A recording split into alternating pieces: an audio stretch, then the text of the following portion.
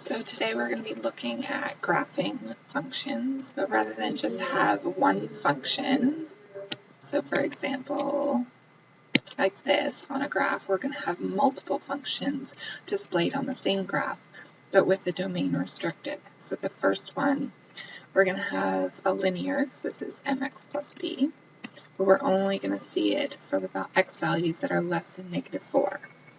Then we'll have a quadratic between -4 and 3, and then we'll have a constant. A specific type of piecewise function is called a step function, and that is when there's only constants in the piecewise function. So this is really y is equal to -3, y is equal to 4, and y is equal to 7 over restricted domains. So the first type of thing that you're going to get asked, the first question, is it says evaluate the function when x is equal to -5. So you have to remember that x is equal to -5 is part of the domain. So we can only give one possible answer. So what is the y value when x is equal to -5? Well, -5 is a number less than 0. So the y value is going to be -1. Up here, I wrote, notice that there's only one answer. So we can only have one solution because it's a function.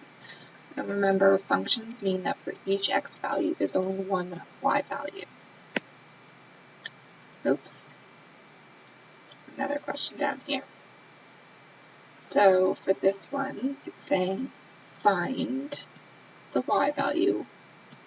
I guess I should call this g, when g is equal to -5. Well, -3 is in the domain, less than 3, so we would be subbing it into this equation, not the other equation.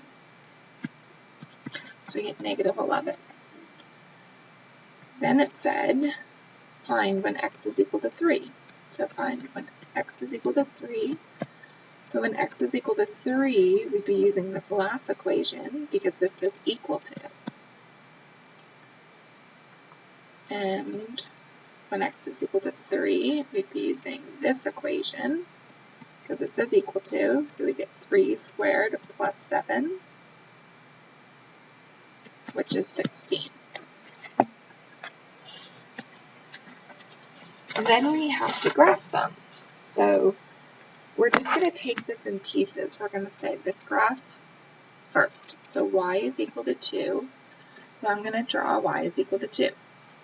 That's a horizontal line. But then, hold on, our graph only exists for values that are less than -1. So I'm going to go now, and I'm going to erase anything that's greater than -1.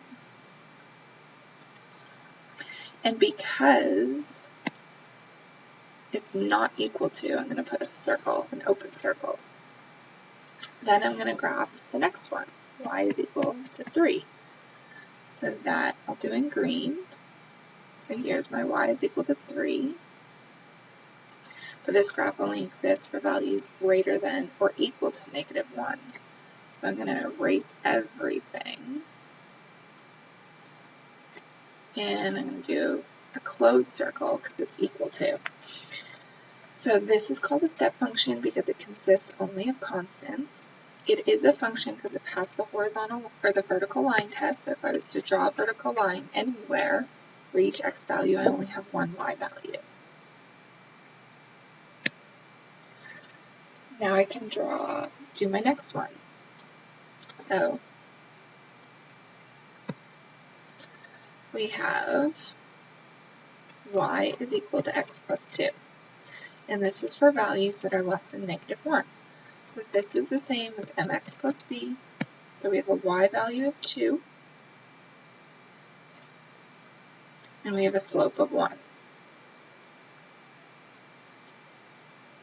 So here's my graph. And it can go in both directions, but then I look at the domain. The domain is less than -1.